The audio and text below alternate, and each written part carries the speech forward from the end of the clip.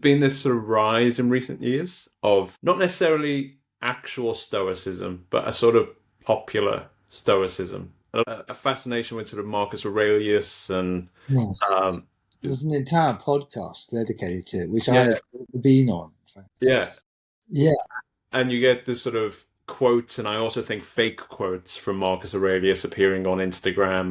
Well, I've never quite understood what the core of this idea is. What is it, Aaron? This is why I think in contrast with Homer, I feel like the neo-Stoicism is a sort of a denial of life. It's important for men, and it's only really men, to live within a certain emotional range and not go beyond it, not be angry, not be happy, not be sad, not be joyful. Men, in order to maintain control, have to exist at a certain equanimous position and also deny themselves things. I feel like Homer's a contrast to that because it's living life to the fullest, whether it is a feast and sitting down with good people, or even tying yourself to a mast uh, just to listen to the Song of the Sirens, just because you can, just because you can be the only person in the world to have said that you've listened to the Song of the Sirens. So I feel like the two are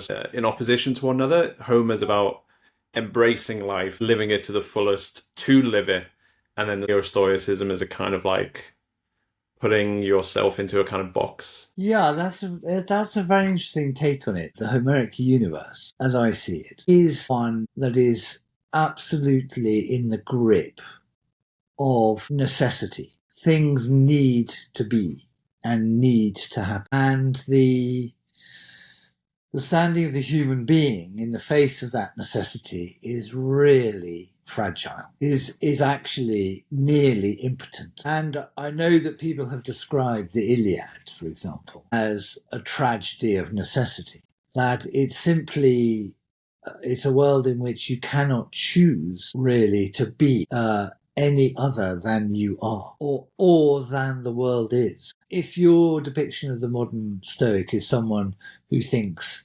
he has to choose to be how he is, and that it all depends on his own sense of self-control and his own moral structure and his own ability to impose that on his kind of wayward instincts and desires, then that, I so agree with you, could not be less heroic, because that picture of the choosing man is so vain.